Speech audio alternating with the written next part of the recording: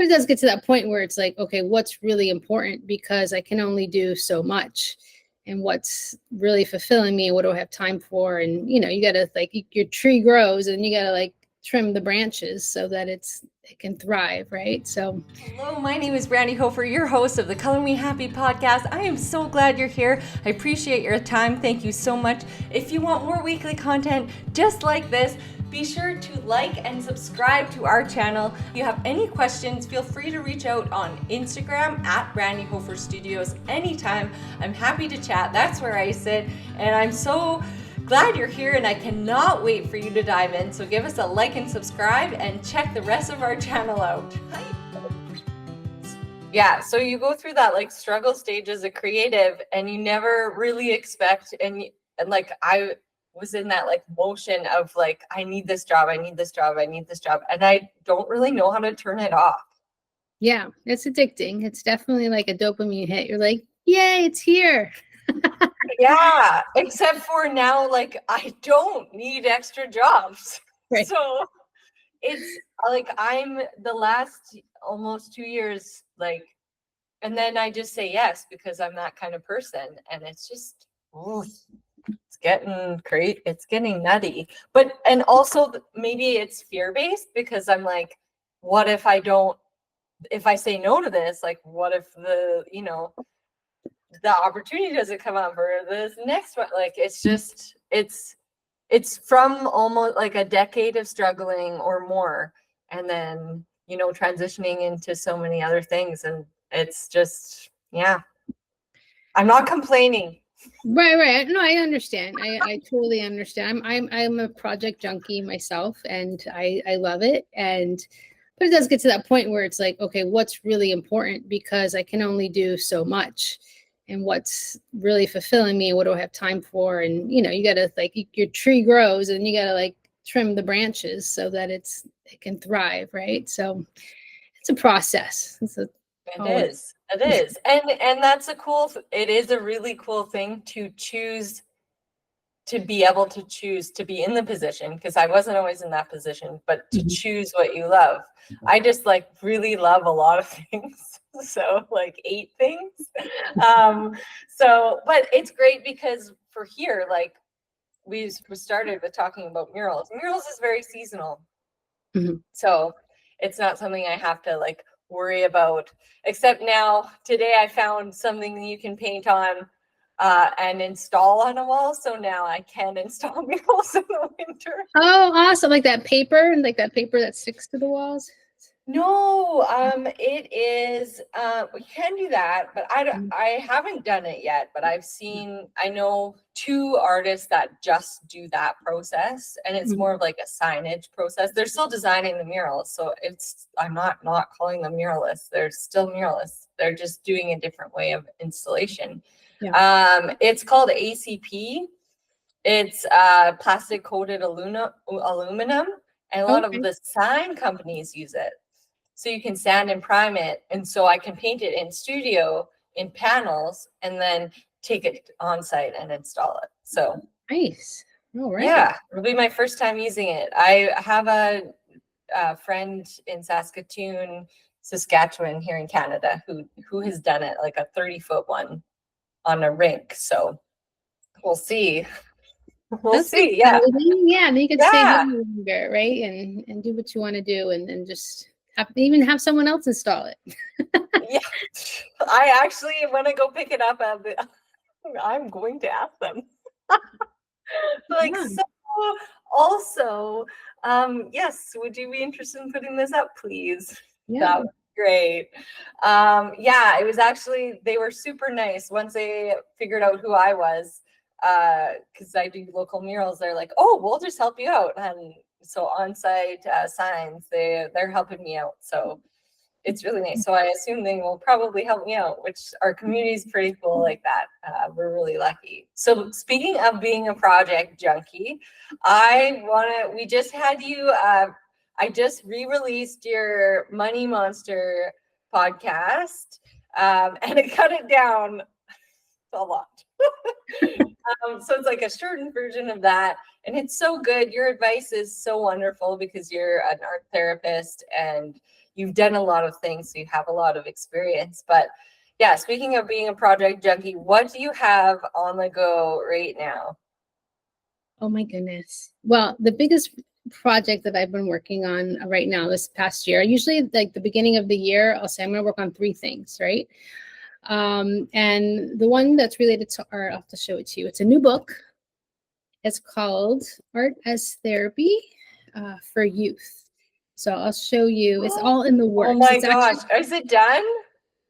well, it's Oh, going to be it's released in November. I like the number 1111.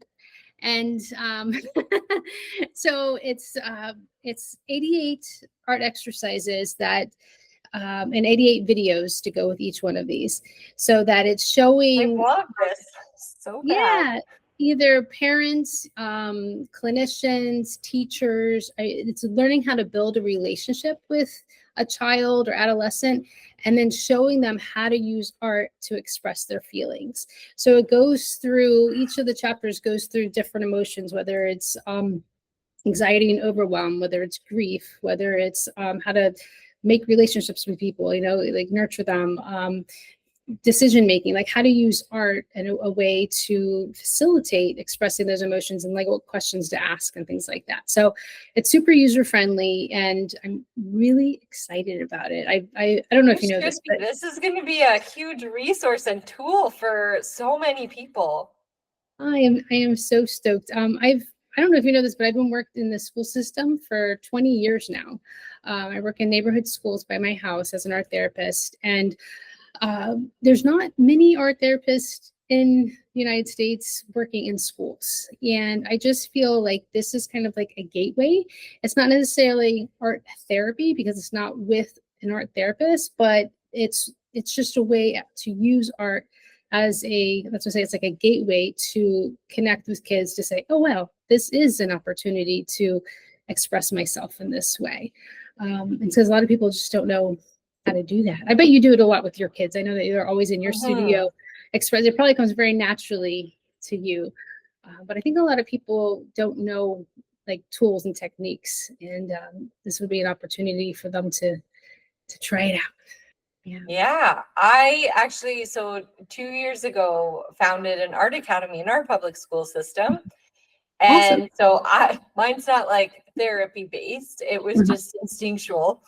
Yeah. And, working with my own children definitely got me the job, and sharing about it. And then, of course, having my professional career as well. But the root of the whole program is, and they're pretty amazing for doing this at LPSD, our public school district, or division. I always do that. It's division, non-district. Is that they wanted to create a safe space, and that was it. And wasn't it? We met for almost a year, or almost 2, I think, in the end, about what it would be and getting it approved and everything. But yeah, that was the basis of, and then they said, you get to show up and do whatever you want. And to have someone nice. say that to a creative mind is like, I did create a whole, like, I created, what is it called? Oh my gosh. Was it like an curriculum program? like it came no, after it's school? during In school. Oh, It's during nice. school. So students can opt to take it. There's hockey academy, art academy, sports academy, like there's a whole bunch of different academies. And I actually got the job by complaining a little bit because they had all these academies, they were sprouting up all over, and I was like, why isn't there an art academy? True. And someone from the division office was coming. It was Melanie, and she had ordered a custom piece. And I was like, this is so much more important than you realize. Like, the skills of creatives have this huge umbrella with photography, videography, app creation. Not only that, like, it's a safe outlet for people to express themselves. And so I was like, because we were just talking about it on the street to all the parents, I'm like, God, why doesn't someone have an art academy? And then I complained to Melanie. I was like, there needs to be an art academy. You guys should do that. And then I got an email from Todd, the director, and he was like, I'd love to meet with you next week about your art academy. I was like, I don't have one. Beautiful. Beautiful. So Yeah, I'm you're like, not doing it what? anymore, but you did it for 2 years. No, I'm doing it. We start on Understood. Tuesday. Oh, you're doing it again. Okay, cool. That's Yeah, wonderful. we do it until they, I guess, tell me to go away or it's just not working anymore. But the program doubled within its first year, so I don't see it going anywhere. So Beautiful. That's so important. I love it. And I'll have to get you the book so that you can use some of the exercises in your when you said, I was like, oh my gosh, I need this and I need the videos. But yesterday, not in November. No, I'm kidding. I'll use it. I'm so excited because and the algorithm feeds me. Would you like to become an art therapist? And I was like, maybe, but I'm super busy.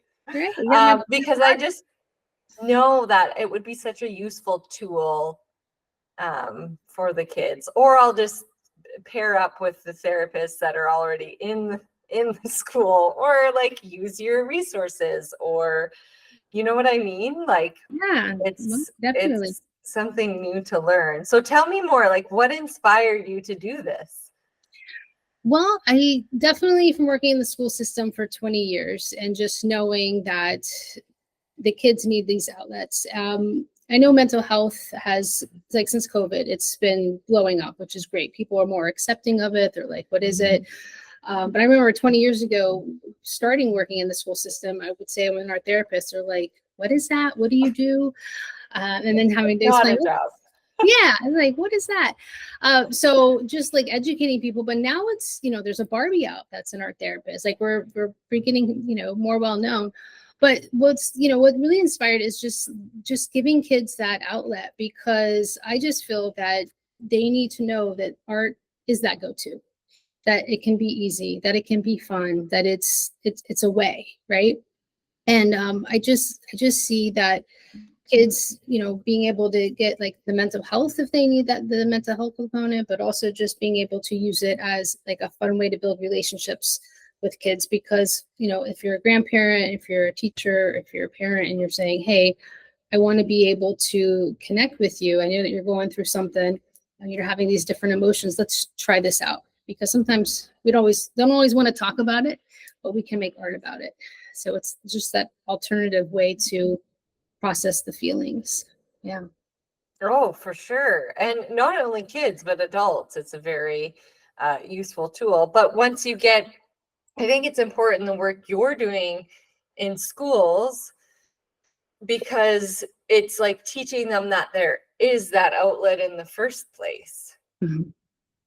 Yeah, and I work with really like a specific population. It's kids that have been identified with emotional behavior disabilities, meaning that like usually they have really acting out behaviors, or they're really closed off, right? Like shutting down.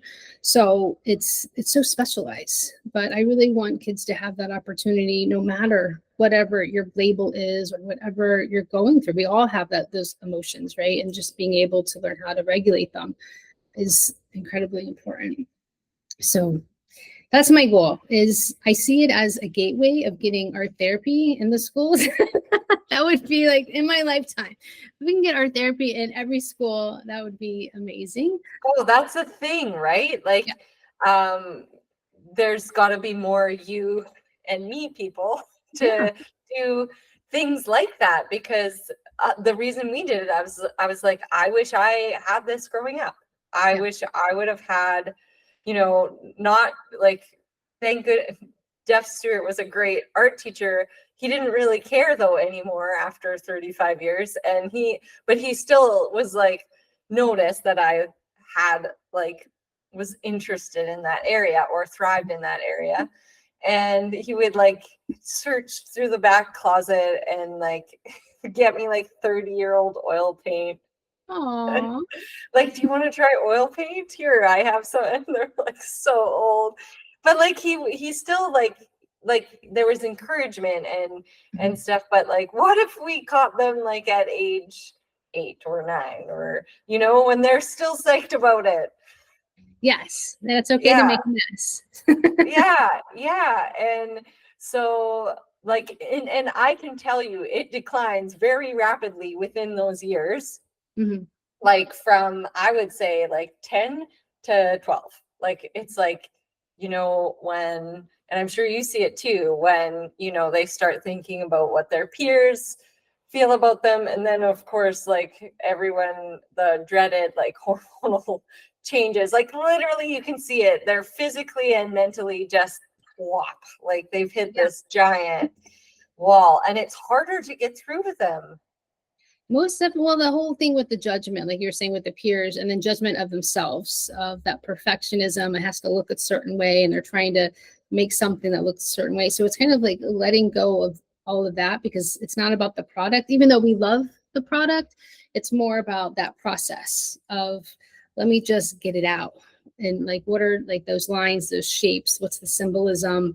And then really using yourself. And I know that you'll like this one because I know they use a lot of portrait work, but it's like, there's a lot of portrait work in the book where it's like, well, what does that angry face look like?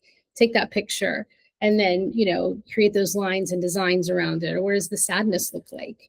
And going with that, and then making it into a little plushie, like making it cute. That is so cool. My high schoolers love these. They would. I think that would be such a good one to do with my older group, because there's a younger group and an older group. And yeah, drawing out, I guess you go through the, I'll wait for your, well, maybe put it in December Makers Month. We have a whole, it's December is complete chaos, but I call it Makers Month because they kind of get to, it's self-directed, and they either get to like make gifts that they want to give. So, you know, because I always go like how giving feels so much better than receiving. And then so I plan on doing macrame this year. Oh, that's so cute. I'm not good at crafts, but other people are. The kids are. Yeah. And so I like struggle through with them, and we do like clay and like air dry clay and stuff like that. So they get to choose, like I have so many stations available, and then they get to do Makers Month. But it would be cool though to do, you have your plushie exercise in your book, I assume? Yes, like yeah. So drawing it the goes through feeling? each of one of the emotions. And what's beautiful about it is that it calms the kids. It's that the repetitive with the sewing, and because I used to make these with hot glue, and I was all about being efficient. And then I was like, no, the sewing, it's all about slowing down and really like picking out fun thread that's going to pop, and picking up the colors, and it's so satisfying like to finish it. So, And it's okay for them to be super ugly. yeah, they kind of look like, that's kind of the point. Like I, again, as a not a great crafter, I used to make ugly doll, like, or I did one for Finn and one for Gus. I mean, they were so ugly, but they were so fun and cute. And yeah, they helped like pick everything out. And Gus called his Frenchie de Cod. oh, does he still have it? He gave it to his cousin. It was for Oh, her for Christmas or something. And it was so hilarious that like, and after he named it, it was just like a laugh cry situation. Like, this is so bad. It's so good. And then he called it her Frenchie de Cod. And then like we put a necklace on her, and like, oh, it was so funny. But I feel like the sewing, the plushies would be such a fun, like, first of all, working in our sketchbooks, which I think yeah, for 2 of the sessions I did, I showed them your reels. What was it, a self-portrait, or what did you call those? yes. Well, actually, I'm calling the plushies feeling felties, but I am using the sketchbook. So I have all these sketchbooks. Oh, hold on. Like, I'll show you. So there's 88 exercises, and they're actually like 88 pages in this journal. So it's like you literally can like fill up the pages. But yeah, this is like one of the sadness ones. So it's just like connecting with yourself. Like, what does that look like? You know, taking the picture and then adding your imagery around it. Let me see if I have, oh, here's one. So that's like the best me, like showing my, Oh, I love that. happy. Yeah, so it goes through each emotion so that you can connect with that. You know, what do I look like? Your favorite friend, and what do you like to do with them? I put my friend me on the beach. Oh, Yeah. So So yeah, so it's a lot of fun. I'm almost done. I only have a few more videos, and I have a company that's helping me put it together. So I'm self-publishing the book. So we're almost there. I can't wait to hold it in my hands. I know, Oh, it feels good, right? When you finally get it. yeah. Well, I always have anxiety about it because I'm like, where did I make a mistake? And then Yeah. will I have to fix it? And I do every time make a mistake. So yeah, but it is pretty cool. And I love your books. I love your deck, your Oracle deck, and I love your what is your other book?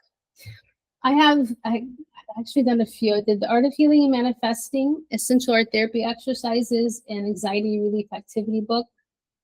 Oh, I don't have that one. That one's new, the Anxiety Relief Activity book. Would that have activities you could do in like a sketchbook, or what kind of? Yeah, it's actually, you can write in the book. Okay. Yeah, there's activities that you can actually, write in, but you could do it in your own journal as well. Mm-hmm. Oh, Yeah. cool. Yeah, I think that so we start, and I think if you're starting out as an artist or a creative, or you're just thinking about it, or you need an outlet, I think a sketchbook is a great place to start. That's our very first day in Art Academy. It's like, here are your sketchbooks. Yeah. And yes, we can make a mess, but try to not make too much of one where I get in trouble as a person. So do they take it with them? Do they take the sketchbook with them and bring it back, or do you keep it for them so they don't lose it? It's up to them. It's Okay. up to them. So it depends on the student. Right. Yeah. You might never see it again. Because some are really keen. Some are really keen and they want their sketchbooks with them all the time. Some just want to work on it in class, and that's okay. I'm not I don't really care. It's totally up to you. I'm not for putting pressure on anyone to it's supposed to be fun. I don't do a lot of homework or anything like that. And the students who are very excited do it themselves, or some set up an art studio, and and then they send me a picture. Oh my gosh, this one fly. I see it. Yeah, I know. It's really, I'm just like, ugh. So yeah, it's we do our sketchbooks and our covers, and we get set up in that. And I feel like that's a good place for anyone to start. And then you have that there. I like how you're taking people through. I have our little sketchbook project that we do that it's for summer. It's go out on a walk and gather. It's for spending time together. It's making those connections like you talked about. I see it all the time. My dad, we went on vacation and I brought the sketchbook stuff, and Teddy and my dad so grandpa and Teddy were on the deck there on vacation doing art together. And it's not I used to pack a ton of supplies, but this time I was trying to actually relax. It's hard with 3 boys. But so we just packed, I found these color changing markers, and we just packed those, and that's all we used. And it was actually very fun. Here I did this one on the plane. The color changing markers are super fun. I don't have for an artist. Okay. Yeah, they're fun for sketchbooks. And how do they change? You put water on it and it changes? No, they're I put them, I'm just too organized. I put them away. But so purple, you put the other tip of the marker on, will turn green, and then orange will turn yellow. And so it's a surprise, and green turns red. So you can it kind of it helps your artist mind. I can't wait till I actually figure them out and then do overlapping and pattern work. Yeah. But and I maybe won't, because I haven't had a lot of time for actually making art, unfortunately. But when you teach, you're oh, I'm just teaching now, and I don't get the studio time. Winter is coming, so I'll get studio time. But yeah, the color changing markers are super fun. I'll send you the brand. Okay. I got them at the kids' toy store, but nice. They're These are my actually nice favorite. quality. Have you ever used these oil pastels or water soluble? Oh, are they in a like a refined tip, or you sharpen, or how they? I think I have those, but I haven't used them yet. They're super creamy. Oh, So when you color with them, they're real rich, and then they're water soluble. So you can use a paintbrush and go right on top of it, and it turns into like a watercolor paint. where do you get those? Amazon or? Yeah, I think like Amazon has them. Jerry's Artorama is my favorite place to buy art supplies, but this has been my favorite. And the watercolor, Portfolio series? yeah. And these are, have you tried the watercolor brushes too? Those are so much fun. They have water in them. Mm-hmm. You're not dipping your Yeah. the water soluble pastels. I have those, but not that brand, and I don't think they're creamy. Yeah. There's a difference But between for the oil sketchbook, pastels that are for like when you get to wet them, they're just, I don't know, they're creamier. The other ones are so dry and kind of, they're not as nice. yeah, these seem dry, and that's why I haven't used them. I'm like, these Yeah. seem not fun. So, yeah, like, and that's the thing. You can pack any tools. I personally wouldn't pack a pencil anymore, anywhere, anytime, because I love to mix media. I know, I'm really against graphite.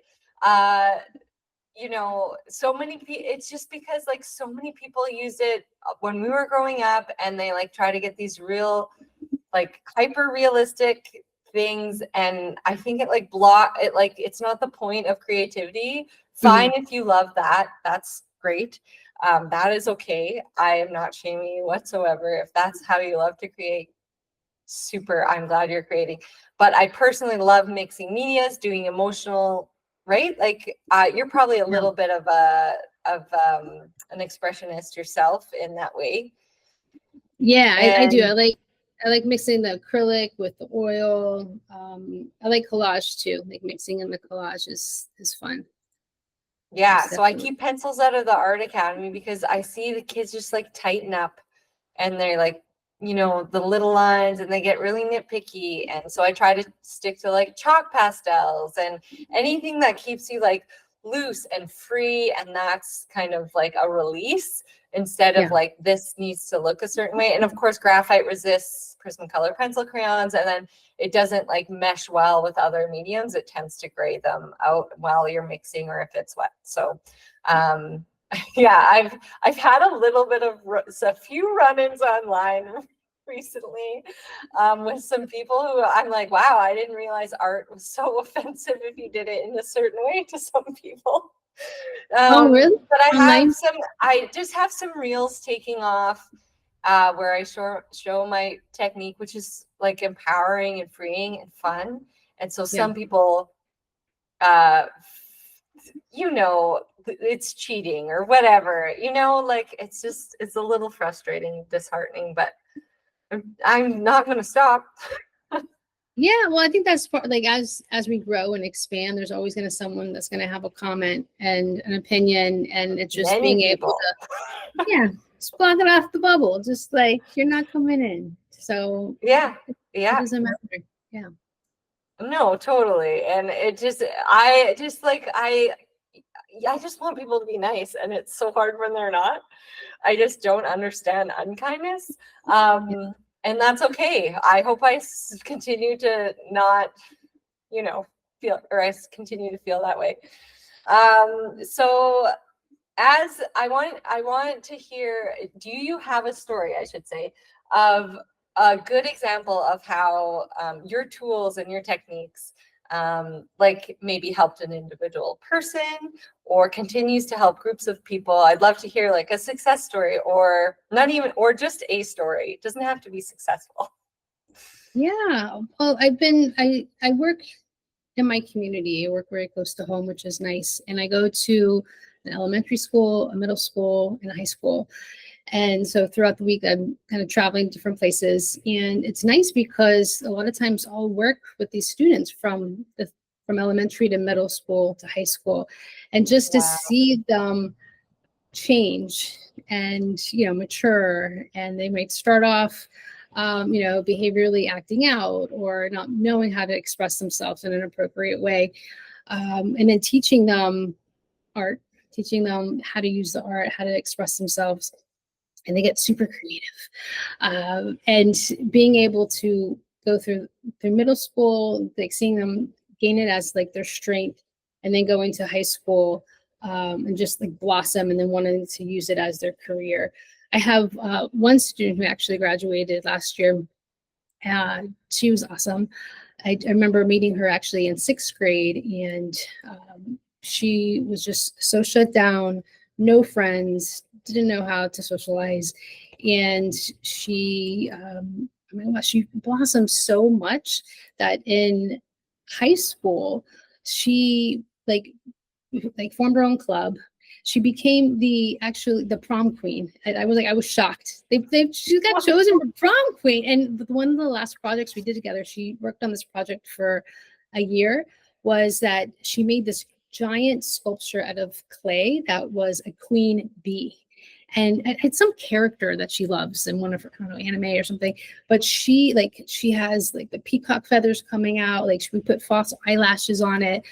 And she put so much love and attention, this beautiful masterpiece that she manifested, like made a bee, the queen bee, and then manifested being the homecoming queen. And I was like, you are the queen bee. It's like, how did you do that? It's just, I love it. Like it just warms my heart to see that the blossoming, I don't know where she's at now. Hopefully she's in college doing art. Maybe she'll be an art therapist one day. I'm not sure.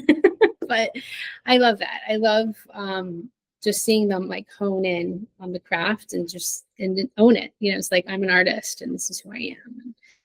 So yeah. We always introduce ourselves, and I love hearing like some of the kids just like what they want to do, and it's such a rewarding thing. And I think working with people, not just young people, but people in general in the creative realm, like it inspires you to go after your dreams or claim what you love or like manifest, or like I feel like there's something you're like giving back, even though we're getting paid, but I feel like we're getting so much more in return than just the job. Like it's like you feed off that energy, and when you put creatives together, it's like you're asking for it, like you're just asking for magic, and you can feel it and you can see it. And I did have the 1 year, I think it was the first year we did it, I was like, why didn't anyone, like no one gave me a warning about some of the kids. Like there was no it was a like their personality, like how they are. They were like, one, if you walk too far, like we'll have a medical emergency. And I was like, what? Oh, no. Like, you should come with like a card. Some wristband. Yeah. Yeah. And then they nearly threw up and wouldn't talk. And by the end of it, thriving, still didn't like me, but thriving. Confidence to thrive. Which is way like progression of like something you're only doing twice a week for 6 months. Progression from almost puking in a social situation and like totally going in the corner to like making friends and whatever you wanted to do, like confidence enough to function, right? That's that's a huge leap, and that was the goal. And then just every day, like kids like ready to tell you their stories, and like they're like, and what are we doing today? Like 22 times before I'm like, I'm gonna tell you. You just have to wait 33 seconds here. Yeah. Well, that's everyone's got to get in this room first. Yeah, you get to get into their world of like, well, what's going on in your brain? What's going on in your head? And then you get to see it within the art, because there's a lot going on in there. There's some, we actually decided not to do performance art plays anymore. Wow, that sounds intense.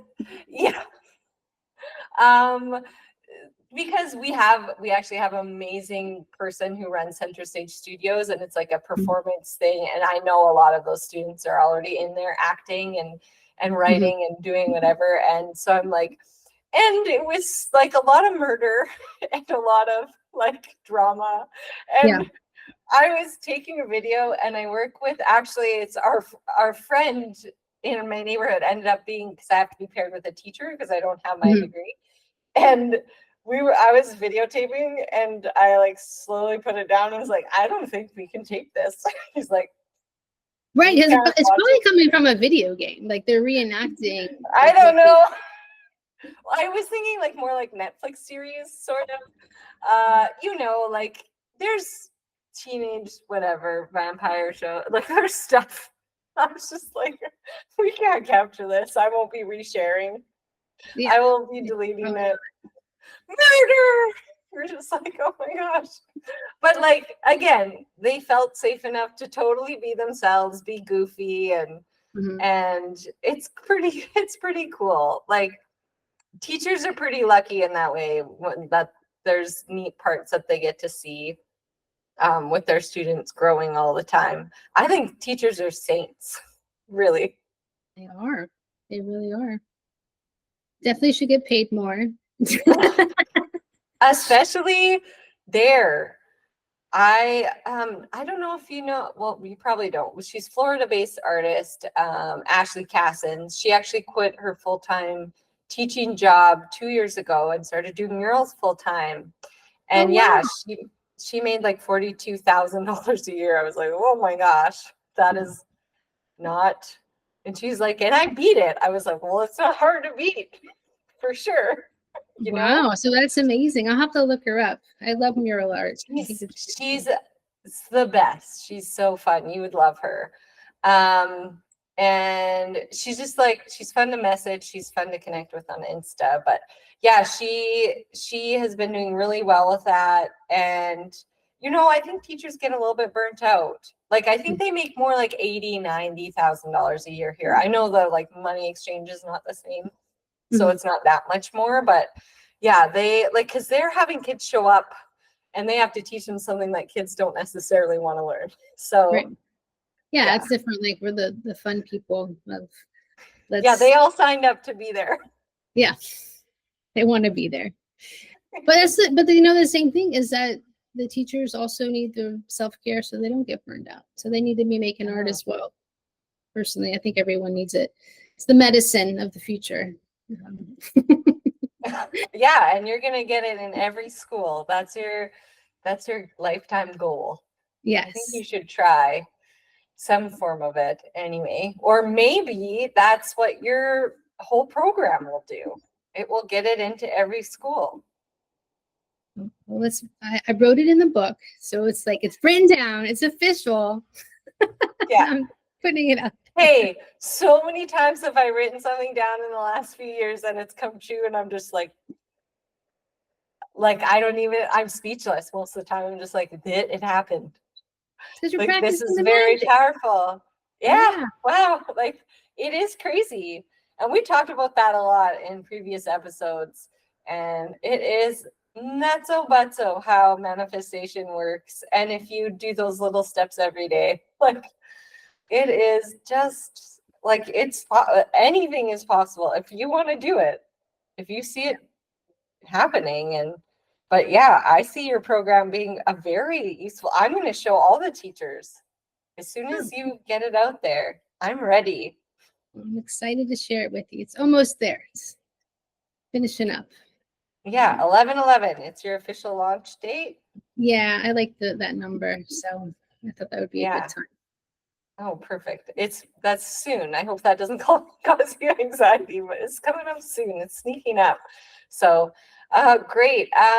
So just like give everyone again a quick overview of what the program looks like, what they can find in it to work into their lives. Yeah. So the book is called Art as Therapy for Youth, and it's creative ways to express big emotions. And it has 88 exercises and videos to work with an adolescent or children to go through like all various emotions. So each chapter is focused on different emotions, whether it's anxiety, whether it's anger, whether it's decision making, making friends. So it's learning how to use that art in creative ways to express yourself. But even for the adult, I feel like it's inner child healing as well. And it's just a fun way to connect with kids. So yeah, that's basically the mission, is to connect with children. Relationship building is like number one, because that's where they're going to be able to open up and feel comfortable, and just teaching them other ways to express emotions. So, that connection, human connection, is so important. So thank you for putting yourself out there and putting that out there. I think it's such important work. You've done so much already. I'm very proud of you. Thank you. Well, you too. It's so awesome to watch you grow and put your art in like these big murals and your programs and your podcast, and you just keep showing up and shining. And I'm so happy that we're able to connect like this. It's awesome. So thank you for having me. Yeah, thank you so much. And we'll chat soon. And if you want to feel empowered and inspired, like and subscribe for more. And if you want to get creative, check out all our art hacks on this channel.